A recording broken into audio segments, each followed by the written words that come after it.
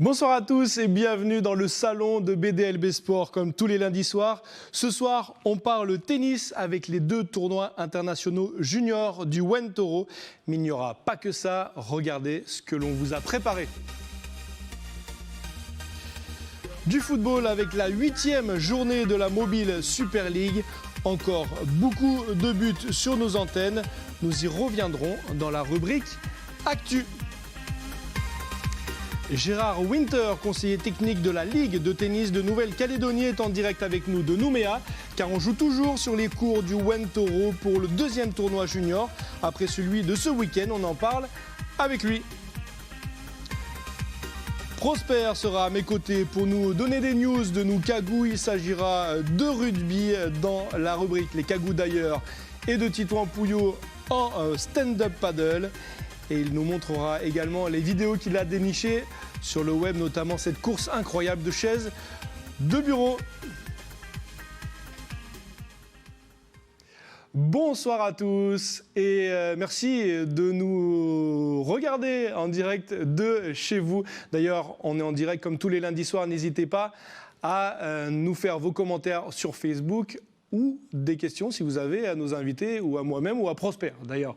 Bonsoir Gérard, comment ça va? Je commence avec toi forcément. En ce moment a lieu le 2e tournoi junior sur les cours du WEN-Toro après celui de ce week-end. Alors pourquoi organiser 2 tournois l'un après l'autre? En fait, ce sont des tournois qui servent de tremplin pour aller vers le haut niveau et qui concernent les catégories d'âge 13-18 ans.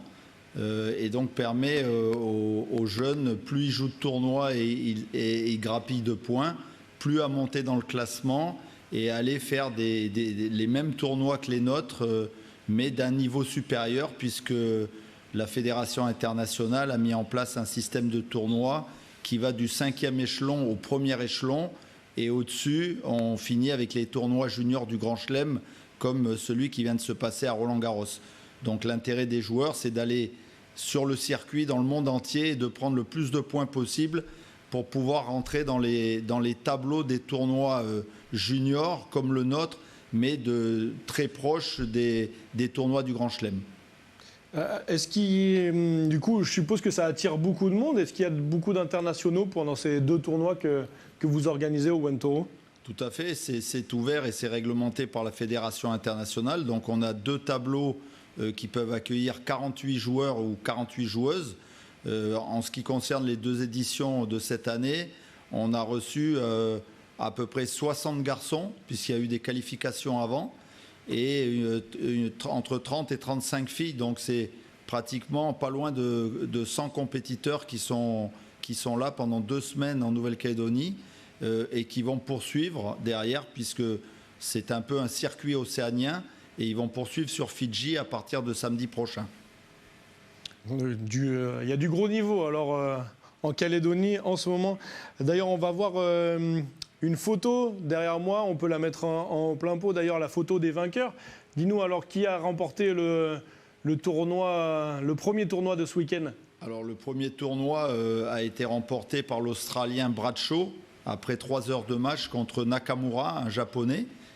Tous 2 n'étaient pas des têtes de série les plus importantes du tournoi, puisque Bradshaw n'était que 8e au départ et Nakamura n'était pas du tout tête de série. Donc c'est un petit jeune de 15 ans très prometteur. Et chez les filles, par contre, on a retrouvé la japonaise tête de série numéro 1, Niimi, qui a battu la néo-zélandaise qui était tête de série numéro 2, Yang, également après un bon combat en 3-7 de 2h30. D'accord. Comment sentir les Calédoniens alors dans tout ça? Alors sur le premier tournoi, on va dire très mal, puisque la plupart des garçons avaient perdu au premier tour. Seule une fille avait passé le premier tour. Et sur la 2e épreuve qui a commencé depuis samedi, un petit peu mieux, puisque 3 garçons ont perdu au 2e tour aujourd'hui, malheureusement, en tombant sur des têtes de série. Et par contre, les 2 jeunes calédoniennes ont passé le 2e tour, donc se retrouveront à partir de demain matin en 8e de finale. Ok, c'est une bonne nouvelle. Est-ce que organiser ce tournoi avant les Jeux du Pacifique, c'est fait exprès? Ça donne une bonne préparation à nos jeunes Calédoniens? Alors ce tournoi est tombé là un peu par hasard, puisque nous, ça fait 15 ans qu'il est en place, ce tournoi. On a commencé à l'organiser en 2005 et il a vraiment démarré en 2006. Donc c'est bien tombé par rapport aux jeunes qui se retrouvent dans la sélection calédonienne et qui vont représenter le tennis calédonien aux Jeux de Samoa très prochainement. Alors, du coup, justement, on va écouter une interview avant de voir des images d'un jeune espoir masculin calédonien, c'est Hicham Pidgin. Alors, tu l'as dit, il a perdu lors du premier tournoi, mais il a perdu contre un Australien qui était bien classé. On va l'écouter au micro d'Alex Sigura. C'est vrai que ça a été un bon match, ça m'a aidé surtout à reprendre confiance dans le tennis parce que ça n'a pas été très facile ces derniers mois. Mais voilà, je suis content et j'espère que ça va m'aider pour les Jeux du Pacifique du 6 au 22 juillet. Et j'espère qu'on va faire une des meilleures performances qu'on peut et puis on va aller pour tout gagner. Puis voilà. Et ça va être mes premiers Jeux du Pacifique. Alors, je suis vraiment content d'être sélectionné. C'est bien que la Ligue elle organise ces tournois internationaux pour qu'on puisse affronter des joueurs d'Australie, Nouvelle-Zélande. Et voilà, ça nous confronte à des joueurs internationaux. C'est pas comme ici, on joue toujours les mêmes personnes. Et du coup, ça nous met un peu en forme pour les Jeux du Pacifique parce qu'on va jouer d'autres pays, on va surtout jouer pour sa nation. Et voilà, moi ici, voilà, c'était surtout jouer pour la Calédonie. Et ça va être mon but aux Jeux du Pacifique. C'est encourageant ou c'est rigolo d'entendre ça dans la bouche d'un sportif. C'est un sport individuel, le tennis, mais bon, on joue quand même pour la Calédonie. Les Jeux, c'est différent. Oui, c'est différent. C'est vrai que la Ligue calédonienne a une tradition, puisque sur les titres, par exemple, chez les hommes en équipe, ça fait 20 ans que la Ligue calédonienne remporte la médaille d'or. Donc il y a eu un vrai état d'esprit qui a été créé au fil du temps. Et c'est bien, même si les garçons comme Hicham, qu'on vient d'entendre, va avoir pas mal de difficultés parce qu'il y aura un très bon niveau aux Jeux du Pacifique, mais c'est bien d'entendre au moins cet état d'esprit et cette envie de bien représenter la Nouvelle-Calédonie. Alors, quelles sont les forces en présence pour ces Jeux du Pacifique côté calédonien ? Alors, on a une équipe vraiment jeune, puisque chez les filles, nos trois représentantes ont entre 14 et 15 ans. Ouais. Et chez les garçons, ce sont des jeunes qui ont 17 ans, 18 ans. Donc vraiment une équipe très très jeune qui va faire ses premières armes et qui va découvrir le niveau des Jeux du Pacifique, en sachant que cette année, en tout cas depuis 2015, la Papouasie s'est donné les moyens et va être très très compétitive chez les filles. Et on sait que les Mariannes du Nord vont être très très forts chez les garçons, avec notamment Sinclair qui est venu au Challenger et qui a même sorti une tête de série au Challenger. C'est pour vous situer un peu le niveau qu'on risque de rencontrer chez les garçons à Samoa. C'est du niveau des tournois qui sont organisés en ce moment au Wentoro ? Non, c'est du niveau de joueurs professionnels. Donc ce sont des joueurs qui sont tout près de la porte d'entrée dans les 350 meilleurs joueurs du monde. Et donc voilà, ce sont des adultes, c'est encore un autre niveau de jeu avec beaucoup plus de puissance et d'intensité. D'accord. Alors, tu nous as parlé tout à l'heure d'un système de points, c'est ça que pouvaient engranger les juniors quand ils montaient les échelons. Explique-nous du coup comment ça se passe. Alors en fait, sur un grade 5, comme les deux tournois que propose la Nouvelle-Calédonie, il faut pouvoir gagner son deuxième tour pour pouvoir prendre ses 5 premiers points. Et le vainqueur du tournoi va prendre 30 points. Et ensuite, c'est un classement qui se fait dans le monde entier avec tous les tournois qui ont lieu en même temps que les nôtres, avant, après. Suivant le grade, le joueur va prendre de plus en plus de points.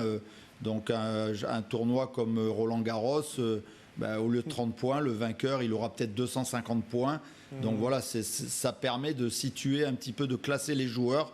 Et ce sont vraiment des tournois incontournables pour pouvoir aller au haut niveau et un jour jouer avec les meilleurs joueurs du monde.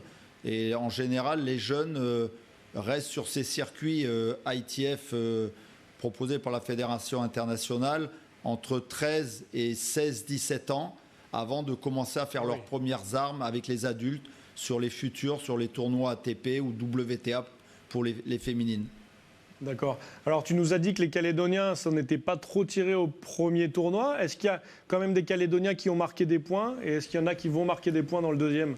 Alors chez les garçons, malheureusement non, puisqu'il y en avait 3 ou 4 ce matin qui auraient pu, et puis qui ont tous perdu au deuxième tour. Par contre, chez les filles, oui, puisqu'elles ont passé le deuxième tour ce matin. Donc, elles ont pris 5 points supplémentaires dans leur classement, ce qui va les faire monter. Et si elles continuent de gagner, ben elles vont encore engranger des points et leur classement va s'améliorer. Ça, c'est une bonne nouvelle. Alors, les filles, est-ce qu'on peut citer leur nom? Oui, alors il s'agit de Caroline Delaunay et de Clara Quagenbaum, qui toutes deux vont représenter également la Calédonie aux Jeux de Samoa. D'accord. Elles jouent demain, du coup? Elles jouent demain vers 11h30 à peu près en rotation après les garçons. Ok, alors je vous invite tous à aller les soutenir. 2 Cagous en 8e de finale de ce deuxième tournoi junior au Wentoro. Merci beaucoup, Gérard, de t'être rendu disponible pendant ce tournoi, parce qu'on est au cœur du tournoi en ce moment. Merci beaucoup en tout cas pour ça. Merci à vous. Merci beaucoup à toi. Je vous propose, chers téléspectateurs, que l'on passe maintenant à des nouvelles de nos Cagous, mais nos Cagous d'ailleurs. Et c'est Prosper qui va venir me rejoindre sur ce plateau et qui va nous en parler. Vas-y Prosper, tu peux venir avec moi. Tu es chez toi, tu sais. Tu aurais pu être sur le canapé avec moi. Il n'y a pas de problème. Alors Prosper, dis-nous, les Cagous, ils se débrouillent pas mal pour ce deuxième tournoi au Wentoro. Est-ce qu'il y a des Cagous à l'international qui se sont illustrés? Et ben, ce week-end, il ne s'est passé pas grand-chose en fait, si tu veux. Mais il y avait quand même un événement majeur, c'était en rugby. Donc pour la finale de top 14, on avait 2 Cagous qui étaient en lice au Stade de France. Et voilà, donc on va le voir à gauche, Sébastien Vahamaina qui joue à Clermont et Peato Movaka qui joue au Stade Toulousain. 2 Calédoniens. 2 Calédoniens qui étaient en lice. D'origine wallisienne, c'est ça? C'est ça. Et c'est le jeune Peato Movaka du haut de ses 22 ans qui l'a remporté face à l'expérimenté Sébastien Vahamaina. Et voilà, avec son équipe, ils se sont imposés 24-18. Il s'agit là du premier titre de Peato Movaka. Et ça ne sera pas le dernier, j'en suis sûr. Parce qu'il a encore de la marge et tout. Et voilà, en tout cas, il pourrait être la surprise d'être sélectionné en équipe de France pour la Coupe du Monde en septembre prochain au Japon. Cool. Ça, c'est une bonne nouvelle. Un peu moins bonne pour Sébastien Vahamaina, qu'on a l'habitude de voir. Il fallait bien un vainqueur. C'est ça, exactement. Clermont, qui a fait quand même une très bonne saison. Finaliste en Coupe d'Europe et finaliste pour le bouclier de Brennus. C'est ça. Et surtout en championnat, ils sont tous les deux les meilleures attaques du championnat. Ouais. Super. Merci Prosper. On continue avec du stand-up paddle. Yes, on l'a vu dans les titres. Voilà, Titouan Pouillot. Il est engagé ce week-end à Corfou en Grèce pour une nouvelle étape de l'Eurotour, la compétition mondiale de stand-up paddle avec plusieurs manches aux 4 coins du monde. Ok. Et voilà, il a dû se contenter de la 5e place. Mais voilà, une petite baisse de régime. Pourtant, en début de mois, il avait fini 1er et 3e la semaine dernière en Espagne. Donc voilà, on espère qu'il reviendra en pleine forme pour la prochaine course. On ne peut pas gagner à chaque fois. C'est ça. Titouan, il gagne déjà assez régulièrement. Mais ce qui est bien, c'est que du coup, il se place bien en finissant toujours dans le top 5 et tout pour la finale, on va dire. Voilà. Il arrive à bien se classer. Pour le classement mondial de l'année, c'est ça. Ils ont un peu comme au ski, ils ont un classement tout au long de l'année. C'est ça. Ok, merci Prosper, c'est tout pour les Cagous d'ailleurs. Ça marche, je suis sûr que tu as suivi le sport sur le territoire. Bien sûr. Il y avait le foot ce week-end. Bien sûr, j'ai suivi. Et en effet, c'était la 8e journée de la Mobile Super League avec 2 matchs sur nos antennes et encore beaucoup de buts. Lossi et Trio Kédienne se sont quittés sur un match nul, 2 buts partout. Je vous propose de regarder les buts de ce match préparé par Prosper. C'est pas fini. Attention ce ballon. Voilà la tête et le but. Et voilà, il était là. Oh, second poteau, main cette facile pour adresser un nouveau centre. Et c'est la tête, il me semble, de Kevin Sejin. Avec... Non, c'est Jordan Wachia qui vient d'ouvrir le... Ça peut avoir des conséquences, on l'a vu sur ce coup franc avec... Bon, les bonnes encore. Et ce but, magnifique. Quel but sur cette percée dans l'axe du numéro 9, Kevin Sejin, et ça fait... C'est bien fait ça de la part de l'AS Lossi.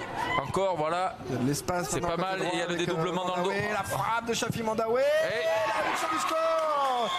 Signé Fabio Kella sur ce ballon relâché par Jean-Chris Wadjoka. Allez, Enchaîne, un bon coup franc. Et son pied droit va certainement rouler. Un mur à 4 du côté de Trio. C'est parti. Reste enroulé. Et c'est but. On le disait, très performant sur ses coups de pied arrêtés. Fanzi Rancher qui égalise pour la Slossi. Et voilà pour ce premier match, Lossi Trio, donc un match nul, 2 buts partout. Dans le match de 17h sur Caledonia, l'AS Wesh tenait sa victoire face à Magenta jusqu'à la déferlante Richard Sellé. On regarde les buts dans les conditions du direct. Oh, il... Il y a la frappe, quelle parade, ça revient maintenant dans les pieds. Et le bas, le premier but.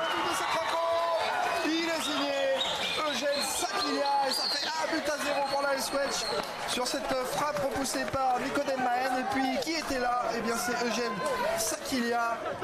Ah, ben, Magenta a l'habitude de jouer tous ses matchs au coup près puisque tout le monde veut les battre. Attention, ça traîne dans la surface avec Wadjoka, c'est bien vu. Petit décalage avec Richard Sellé du pointu. C'est l'égalisation. Il est signé Richard Sellé. C'est Difficile au mental et au moral avec maintenant Wadjoka qui part à la Pas de course faute et dans la qui surface. passe devant son vis-à-vis. Ça décale là-bas avec Richard Sellé. Et la relance de Karel Luciano directement redonné à Magenta. Pas des ballons qu'il faut perdre avec Nathanaël Mahen maintenant. Sur le côté droit, Nathanaël Mahen, petit crochet, c'est bien vu. En second poteau, il a vu Jean-Chris Wadjoka. Là, c'est la débâcle. C'est dur pour Wesh. Quel travail de Nathanaël Mahen sur le côté. Et voilà les résultats, on va les découvrir, les résultats de ce week-end. On vient de le voir, Magenta qui s'est imposé face à Wesh, 3 buts à 1. Yengen Sport sur son terrain a battu Tiga Sport très sévèrement, 5 buts à 1. Horizon Passo a malheureusement perdu au stade de La Roche Amaré face à l'AS Mondor qui fait du coup une très bonne opération en gardant la 2e place. On va voir le classement après. Et à Lossi, c'est Nedjeou qui l'emporte 3 buts à 2 face à l'ES Wachaele. Le classement, on va le voir tout de suite. Yengen Sport qui garde la tête avec 26 points, suivi de l'AS Mondor. Très bonne opération de l'AS Mondor qui gagne son match, son déplacement. Et en fin de tableau, c'est l'ES Wachaele qui ferme la marche avec 14 points. Voilà pour la Super League. On va parler maintenant de la Transcal qui arrive à grands pas avec notre invité Paul-Antoine Grandjean, organisateur de la Transcal comme chaque année. Bonsoir. Bonsoir Adrien. Tu nous entends bien? Super. Ça va, super. Alors dis-nous, la Transcal c'est le 6 et 7 juillet et plus que 10 jours pour s'inscrire. C'est ça, les inscriptions c'est jusqu'au 28 juin et voilà, c'est le 6-7 juillet, donc à Tantuta, donc vraiment des parcours inédits et proches de Nouméa, et on attend beaucoup de monde même de la province nord et de la province des îles aussi. Ok, tu m'arraches les questions de la bouche, alors qu'est-ce qui attend les participants? C'est 6 et 7 juillet. Alors on a plusieurs parcours, donc déjà depuis 3 ans qu'on a repris la Transcal. Donc il y a la Transcool Optique 2000, donc un parcours de 12 km. Il y a la Trans Découverte, donc un parcours de 25 km. Il y a la Transcal Mobile, les 2 jours, 30 km la première journée et 25 la deuxième. Il y a la Trans Santé, donc un parcours entièrement gratuit, qui est un parcours de 6 km le dimanche. Et c'est vrai que cette année on a 2 nouveautés, donc pour les jeunes, justement de toute la Calédonie, un partenariat qu'on a fait avec l'UNSS et l'USEP, donc avec une petite finale un peu territoriale des crosses, alors pas des crosses mais des raids justement avec l'UNSS, donc un parcours de 12 km et de 6 km le samedi. D'accord, et donc du coup tu as dit que le parcours de 6 km était gratuit. C'est ça, le parcours en fait de 6 km, nous c'est vraiment c'est un partenariat avec l'agence sanitaire et sociale, c'est vraiment pour pousser les gens à faire du sport, donc c'est toujours par équipe de 3 et c'est un parcours entièrement gratuit le dimanche, donc et c'est vrai qu'on est sur un lieu magique un petit peu parce qu'on est à la pépinière Mango, et donc c'est vraiment fabuleux de courir dans les palmiers, c'est pas un parcours difficile et c'est un parcours qui est ouvert aussi aux personnes à mobilité réduite, donc tout le monde peut le faire et il n'y a pas d'excuse pour faire la Transcale. C'est à chacun sa Transcale, il y a une course pour tout le monde. C'est exactement ça, c'est vraiment le slogan, encore plus, de plus en plus, à chacun sa Transcale, tout le monde peut, c'est possible pour tout le monde, quoi.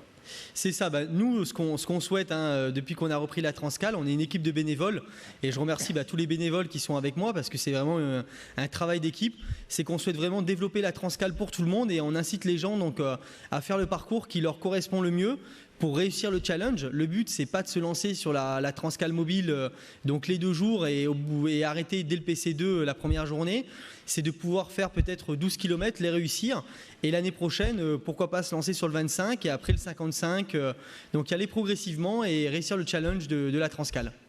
Ça marche. Est-ce que les gros parcours ont beaucoup de dénivelé pour ceux qui vont courir pour la gagne? Alors oui, il y a du dénivelé et je pense que la première journée, ça va être une journée qui est très technique. J'y étais encore ce week-end et on est tous les week-ends depuis quelques mois pour affiner ce parcours. La première journée, il y a plus de 1200 mètres de dénivelé avec un parcours très technique. Il y a des passages de rivière, il y a une finition dans le marais, il y a des crêtes qui sont assez compliquées, une descente aussi pas dangereuse, mais il faut faire attention. Donc vraiment une opportunité de relancer la machine et avec beaucoup de relance pour la première journée. Une deuxième journée plus roulante avec donc une première dans les mines. Donc on sera dans la mine Montagna. Et donc là par contre, je pense que il y aura peut-être ça va être plus roulant, moins technique, mais tout va se jouer dans la première journée, je pense, pour les premiers. Rassure-nous, il n'y a pas besoin d'amener son casque. Il n'y a pas besoin d'amener son casque, mais il faut être vigilant parce que c'est vrai qu'on court un peu dans les galets aussi. Donc une entorse, ça peut être très vite et ça peut être pour tout le monde, donc pour les premiers aussi. Mais il faudra être prudent quand même sur la première journée. Et par contre, c'est un parcours qui est tout simplement magnifique. Et c'est vrai que c'est le challenge de la Transcale tous les ans, c'est de faire un parcours inédit. Et là, par exemple, on a 80% de création. Donc vous imaginez, c'est 45 km de nouveau où rien n'existait. Donc pour le coup, les gens ils vont en avoir plein aux yeux. Ah ça donne envie, ça donne envie. Et la Transcale, c'est pas que du sport, il y a aussi plein de trucs autour, il y a un village. Dis-moi ce qui va se passer un petit peu dans ce village. Alors c'est vrai que la Transcale, on souhaite vraiment associer aussi la culture. Donc depuis 3 ans, on est partenaire avec le Festival de la Foi. Donc il y aura une projection de film le vendredi soir à 19h, une projection aussi le samedi. Il y aura aussi des petits concerts pour pouvoir justement amener au film et puis faire vivre ce village. Donc dès 16h30 le vendredi et pareil dès 15h30, 16h30 le samedi, avec une journée animée, avec de la restauration sur place, avec des activités pour les enfants entièrement gratuites. C'est vrai que la Transcale, en fait, tout le monde peut la faire parce qu'on a mis en place une garderie pour les 3-6 ans. Et après la Transkids 7-13 ans, donc entièrement gratuite. Donc vous pouvez laisser vos enfants à 6h30 du matin faire la course et venir les récupérer. Ils seront éreintés, ils auront fait du sport la journée. Et voilà, c'est vraiment une activité familiale. Et on souhaite avoir beaucoup de monde et beaucoup de jeunes justement des îles et du Nord sur cette édition. C'est génial, bientôt ça va être déductible des impôts de faire la Transcale. Je sais pas, mais en tout cas ce qu'on essaye c'est de pouvoir faire rendre plaisir et puis que tout le monde s'amuse bien pendant ce petit week-end et venir camper, c'est venir encourager ses amis, sa famille, c'est ça la Transcale, c'est une course par équipe de 3, c'est solidaire et voilà. Super, et merci beaucoup Paul-Antoine d'être venu sur le plateau et d'être rendu disponible. Et bon courage pour les derniers préparatifs. Merci Adrien et merci encore à tous. Et merci à Calédonia qui est partenaire aussi de la Transcale depuis 3 ans. Merci. De rien, merci beaucoup. Et n'oubliez pas, la Transcale, c'est le 6 et 7 juillet et il reste 10 jours pour vous inscrire. Voilà, c'est bientôt la fin de l'émission. On va se quitter avec les pépites qu'a déniché Prosper sur Internet pour nous faire un petit peu... rigoler. J'ai vu qu'il y avait une course de siège dans les titres. Ça, c'est la deuxième vidéo. La deuxième vidéo, la première, dis-moi tout. C'est une belle image, on va dire, des supporters de football. C'est pendant la Coupe du Monde féminine de football dans les rues du Havre. Et c'est juste avant le match Nouvelle-Zélande de Pays-Bas. On va le voir, les supporters des Orange se sont illustrés de la plus belle des manières avec des danses et des chants et le tout dans la joie et la bonne humeur. On va dire que eux, même si on ne sait pas quel classement ils seront au final, mais voilà, on peut leur décerner déjà la médaille d'or des meilleurs supporters. Elles sont qualifiées déjà, les filles du Pays-Bas, hein, c'est ça? C'est ça, mais il reste encore les étapes éliminatoires juste Ah après. bah oui, elles sont qualifiées enfin elles sont sorties des poules quoi, en tout C'est cas. ça. Quoi. Ouais, en effet, elles mettent le feu, les Néo-Zélandaises. C'est ça. C'était avant un match, après un match? Mais ça, c'est l'équipe du Pays-Bas. C'est Ah oui, pardon, oui, bah oui, oui, oui c'est ça. néo-zélandaise, tu as dit. Ah pardon, je me suis trompé. Autant pour moi. J'ai cru que c'était un haka, mais pas du tout. Non, pas du tout. Oui, oui, Les les Oranges. Pays-Bas, bien sûr. On enchaîne avec la deuxième vidéo. On va le voir, c'est une course assez insolite. C'est une course de chaise de bureau qui a eu lieu samedi. Elle a été créée il y a 10 ans et ses fondateurs se sont inspirés de la Formule 1 et des 24 heures du Mans. Et voilà, le principe, des équipes de 3 s'affrontent pendant 2 heures. Et voilà, ils doivent tous faire un petit parcours. Et voilà, ils doivent se taper la main pour justement donner... Il y a des petits accidents au passage. Pas facile à manœuvrer, il n'y a pas de volant. Et voilà, du coup, les vainqueurs sont ceux qui ont fait le plus de tours de circuit Ok. jusqu'à ce qu'ils soient fatigués. Et le gagnant, il remporte 90 kg de riz. D'accord. Tout ça pour 90 kilos de riz, quoi. C'est ça. Et il y a une technique quand même. Hein. Je vois que quand tu arrives dans le virage, il faut que tu te tournes bien. Il faut serrer le plot. Ah, c'est un espèce de relais, quoi. C'est ça. N'habitez pas à l'abri, voilà, tu vas voir le monsieur, je crois qu'il va tomber, voilà. Il manquait juste les rétroviseurs sur les... C'est ça. Et ça s'est passé où? Et ça, c'est au Japon. Au Japon. Ah, ils sont fous, ces Japonais. C'est ça.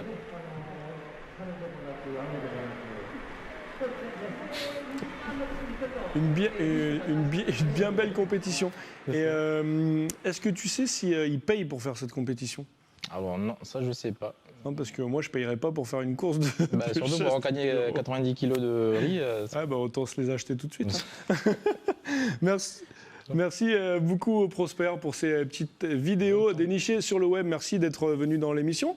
Merci. Et puis on va remercier tout le monde, la technique et tous ceux qui nous permettent que cette émission se fasse dans la bonne humeur. Merci à tous. Je vous souhaite une bonne soirée et bonne semaine. Et à la semaine prochaine, bien sûr. Tata la bande!